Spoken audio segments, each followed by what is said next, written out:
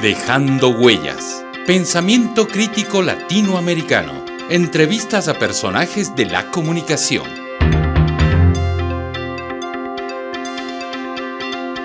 Gracias, Eric, por estar aquí en CIESPAL, en la Casa de la Comunicación.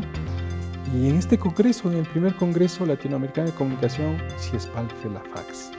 Queríamos dialogar contigo alrededor de una temática que lo vienes trabajando, reflexionando, e inclusive fue parte de uno de los temas que se puso aquí en debate, que es el debate de la epistemología de la comunicación desde el sur. Esto implica un pensamiento interesante, es decir, ¿hay una epistemología desde el sur? ¿Hay la posibilidad de construir una epistemología? ¿Cómo ves ese asunto? Bueno, primero, gracias César y también al CIESPAL y a FELAFAX, ¿no?, por la oportunidad de estar aquí nuevamente. Me encanta que se hayan unido estas organizaciones para trabajar en una posibilidad así de reflexionar en colectivo, y creo que hay que continuarlo, ¿no? Correcto. En el caso de la comunicación, por lo menos en lo que respecta a América Latina, tenemos una riqueza impresionante que viene de hace mucho tiempo en materia de pensamiento propio, en materia de reflexión sobre los fundamentos del conocimiento, de la teoría, de los métodos que se aplican para desarrollar esta área del saber. Y en ese sentido sí se puede decir que hay bases epistemológicas trabajadas en la región y que también en los últimos años se están reactivando con una nueva perspectiva, que es la de la decolonialidad, ¿no? Y esto implica que recuperemos todo lo que se ha logrado avanzar, especialmente desde la década de 1960 y la siguiente, la de 1970, que yo las llamo las décadas rebeldes, ¿no?, porque en ese lapso se juntaron, digamos, una serie de manifestaciones en diferentes ámbitos que propusieron perspectivas críticas para la economía, para la sociología, para la historia, para la filosofía, la teología, bueno, y la comunicación no estuvo al margen. Tuvimos también la propuesta, por lo menos así como un esbozo general, a partir de las reflexiones de don Luis Ramiro Beltrán. Tuvimos la propuesta de una comunicología de liberación, ¿no?, que en buena medida me parece que sintetiza todo lo que implica y significa el conjunto de aportes de diversos autores de nuestra región y otros que vinieron a la región y se encarnaron en ella, ¿no?, y que desarrollaron planteamientos muy valiosos sobre qué debía entenderse por comunicación, cómo se estaba más bien comprendiendo eso a partir de las influencias externas, digo, extrarregionales, y cómo es que tendríamos que recuperar más bien un perfil propio. Que se desprende de la circunstancia histórico-cultural de la región. Entonces, ese conocimiento de la comunicación que nos vino mucho del norte también, ¿no es cierto?, con miradas más pragmáticas, rígidas, de estructuras bastante definidas, a veces no encajan o no encajaban aquí en América Latina, y eso implicó el repensar una comunicación, como vos dices, más liberadora, más cercana al territorio, una comunicación más integradora, más comunicativa tal vez, ¿no es cierto?, porque generas más diálogos. Pero ¿cómo recupera esta epistemología el saber ancestral? ¿Cómo le integras? ¿Es factible integrar en esta mirada los saberes ancestrales de la construcción de ese pensamiento también, que es resultado de investigaciones actuales, pero que también tiene raíces profundamente ancestrales? Sí, bueno, en estos desarrollos que ya tuvo el pensamiento comunicacional latinoamericano hace 60 años, se puede encontrar ya varios elementos, porque tales elementos hacen parte, creo, de la cotidianidad de nuestros pueblos, ¿no? Por ejemplo, el sentido de la participación. En América Latina tenemos eso como que enraizado, ¿no? Somos participativos y con un espíritu comunitario que nos viene de más atrás. De mucho ¿no? más atrás. Pero que hace parte de nuestro tiempo contemporáneo, digamos. Y entonces eso ya empezó a alimentar ese pensamiento comunicacional, y al hacerlo, ese pensamiento también adquirió unos matices críticos, porque, claro, los modelos extranjeros, que son los fundadores del campo comunicacional en general, más bien están pensados en términos instrumentales, ¿no? Totalmente.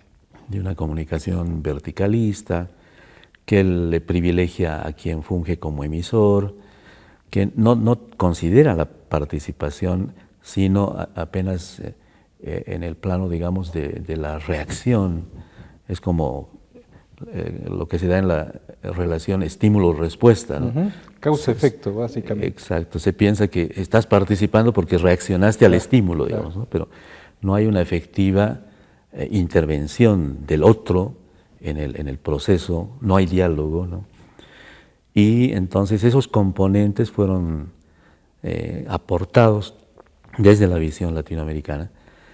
Pero ahora, en los últimos años, yo creo que por lo menos en los 20, 25 últimos, tenemos un intento de mayor profundización, ¿no? Hacia lo que tú señalabas en la pregunta, cómo podemos recuperar efectivamente la naturaleza de los procesos comunitarios de comunicación para integrarlos en el entendimiento teórico, ¿no? Renovado de no solo esos procesos, y sino metodológico tal vez también, ¿no? Exactamente, porque eso implica que tengamos que hacer otra clase de investigación, Posiblemente. ¿no? Hay que cambiar, en ese sentido, hay que cambiar el modelo epistémico con el que se ha estado produciendo conocimiento sobre la comunicación.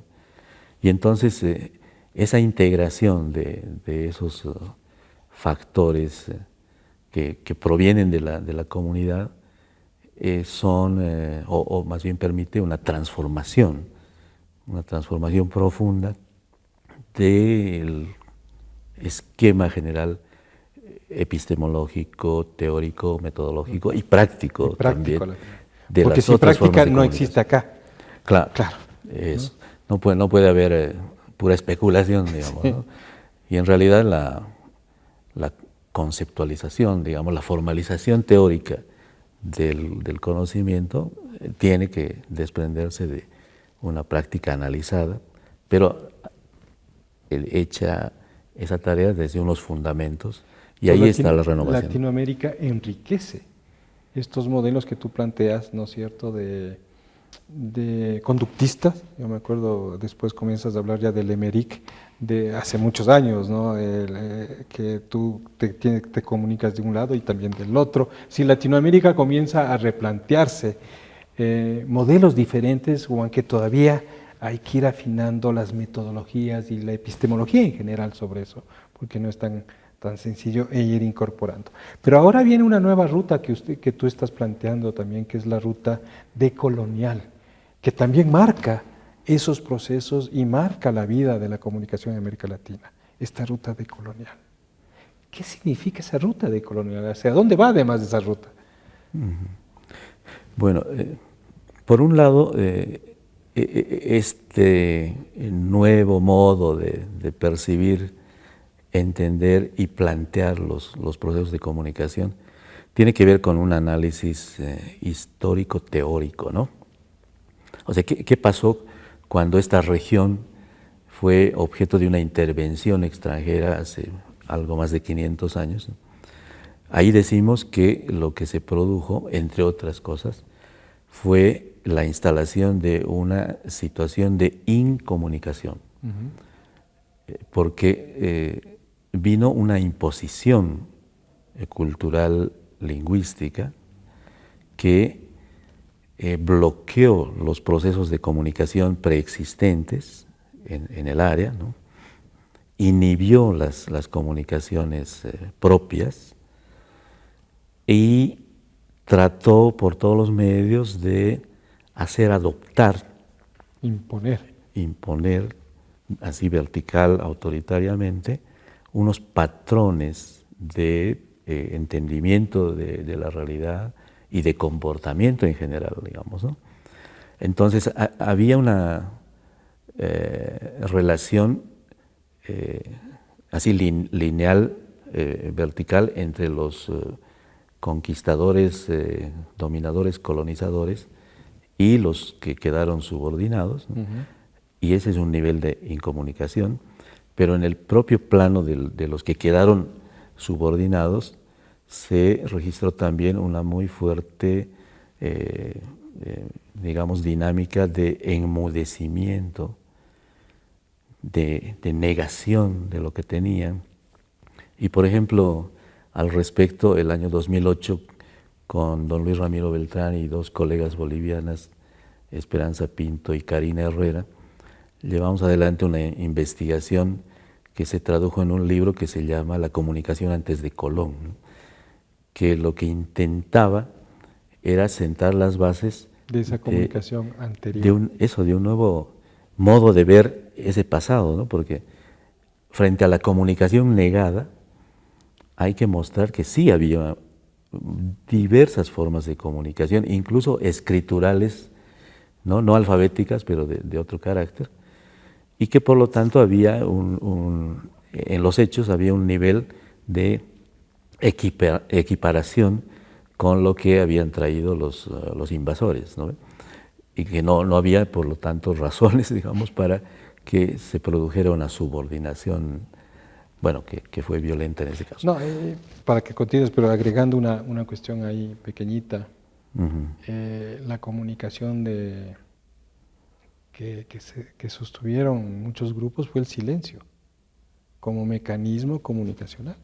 Es decir, yo no me comunico con el otro, desde la base campesina, indígena que estaba acá, decía, viene la otra persona, no me comunico, no le digo nada, obedezco sí, porque no me toca otra, pero yo no me comunico. Y el silencio se volvió la resistencia posiblemente. Era una forma, ¿no? Es una forma de resistencia el silencio. Claro. Pero también tenía... De negación también, comienza a afectarte. Sí. Algunos resultados así perversos, ¿no? Porque claro, totalmente perversos. Empiezas a potenciar la marginalidad y en la que te han colocado y la negación, y llegas a la autonegación, ¿no? Ahora, el otro nivel, digamos, del análisis decolonial sobre la comunicación entra en el espacio teórico, ¿no? Cuando se formulan las primeras ideas científicas sobre la comunicación, hay nuevamente un esfuerzo así sistemático para, digamos que legitimar ese acallamiento del otro, ese desconocimiento del otro, y por eso se privilegia a los que tienen el control de los medios, porque ahí empiezan las teorías de la comunicación con los medios, ¿no? Con los medios tecnológicos, y a los que definen los contenidos, a los que dan las directrices de los procesos, que en realidad serían de información, ¿no? Porque son unilaterales. Entonces, esa es otra de las vetas, digamos, de la crítica decolonial. Por un lado está esta histórico-teórica que decía, sobre la incomunicación fundacional, ¿no? Y después viene la crítica a la estructuración del propio campo. Y de ese análisis derivamos una apreciación que la sintetizamos en la idea de que existe, todavía prevalece, una comunicación occidental, ¿no? Esta es la que ha sido construida desde el pensamiento euroestadounidense. Y con sus ritmos propios, con sus temporalidades propias que no se adecúan a las nuestras. Claro, porque ¿de dónde viene ese pensamiento comunicacional ¿no? Viene de unas circunstancias muy particulares que después son convertidas en pauta universal. En premisas universales casi. Eso. ¿No? Y viene una nueva imposición. O sea, se dice, este es el modelo de la comunicación. A tal punto, ¿no? justo estabas hablando en la reunión, en el diálogo anterior, y decíamos, yo ponía este ejemplo que muchas veces me ha pasado, es el tiempo que nos pusieron, así hay que estructurar, y esa es una reflexión interesante que hay que ver cómo rompemos el concepto del tiempo. Una noticia, ¿cuánto dura? ¿Por qué? Porque eso dice el manual establecido ¿de dónde? De Occidente. Es un manual que nos marca los tiempos. Y muchas veces esos tiempos nos vienen marcados, ya te dejo la reflexión para pensar eso. Tiempo producción, tiempo oro. Es decir, no es el tiempo andino, no es el tiempo de vida, es el tiempo de la producción y del oro. Por lo tanto, nos comienzan a imponer una forma de comunicar. Y nosotros muchas veces en los talleres que damos, reproducimos, le decimos, a ver, usted tiene que hacer una noticia en 2 minutos. ¿Por qué? ¿Dónde están los tiempos? Hay que recuperar nuestros tiempos, tal vez. ¿Qué piensas de eso? Sí, sí, no, tienes toda la razón. Porque te condicionan esos modelos la narrativa, ¿no? Claro. Y también, no solo eso, sino la recepción. Estoy pensando ahorita en el ejemplo del fútbol, de las transmisiones de fútbol, ¿no? Entonces, cómo el fútbol, que puede haber tenido su propia vitalidad, su propia estructuración, sus propios tiempos, si se quiere, tiene que acomodarse a los tiempos de la producción televisiva y sobre todo del rating, ¿no? Y eso condiciona a las audiencias, no sé. Nos condiciona todo. Si nos ponen el partido de fútbol a las 3 de la mañana, tenemos que someternos. Pero evidentemente eso te cambia la lógica cultural y es otra de las vías de distorsión. Y en el plano así más del conocimiento del epistemicidio, ¿no? Porque va matando las formas propias del conocimiento. Correcto. Y para cerrar, amigo, Eric, desde esta ruta decolonial, desde esta mirada epistemológica de la comunicación desde el sur, que nos abre nuevos escenarios y donde hay que tener en cuenta estos elementos, ¿cómo construir lo que tú mismo planteas, una comunicación rehumanizadora como un camino potencial? Bueno, lo primero es tomar conciencia de cuál es aún hoy el modelo predominante en los procesos generales de comunicación, no solo en los procesos masivos, ahora, bueno, en los últimos 20, 30 años, en los procesos que tienen lugar mediante las plataformas y las redes digitales, en la internet, digamos, en general, sino también en nuestros procesos cotidianos, en la educación, en el barrio, en el la mercado, vida del día a día. Sí, en la vida diaria. Porque de todas maneras estamos siguiendo ese mismo modelo impositivo, verticalista, autoritario, en el que uno es el que habla y los otros tienen que escuchar y acatar, no hay participación efectiva, no son procesos democráticos y menos van a ser comunitarios o comunales, que sería algo más profundo y denso, ¿no? Entonces, este trabajo por conseguir un nivel de conciencia crítico respecto a cómo están concebidos y ejecutados los diversos procesos es un primer paso, ¿no? Y de ahí tendrían que irse desprendiendo acciones ya concretas para transformar esos modos de hacer comunicación. Que además, agrego esto, es una comunicación violentadora. Es. Totalmente. A nivel político, a nivel Estado, a nivel familiar, a nivel de relaciones. Es la comunicación que construimos violentada. Perdona, se me vino esa... Está muy bien, pero es cierto, es una comunicación que al final incomunica. Incomunica, ¿no? Y violenta. Te reproduce esa incomunicación fundante original, digamos, ¿no? Entonces, eso es lo que hay que quebrar. Y hay que darnos cuenta de que estamos metidos en eso Pero además hay que recuperar, ahí entra el sistema de valores tradicionales que más bien piensa la comunicación de otra manera, ¿no? Correcto. Como un espacio de encuentro, de construcción colectiva, de generación de consenso, de trabajo solidario, bueno, y todo aquello que... De convivencia. Eso, al final de cuentas. Y esa es la rehumanización. Qué lindo. Gracias, Eric, por tu tiempo. Ha sido un lindo diálogo, un gran aprendizaje para todos de lo que nos cuentas y te agradecemos mucho, Eric. No, gracias a ti, César, y otra vez al CIESPAL y a todo el equipo. Gracias. Un gusto. Gracias a todos.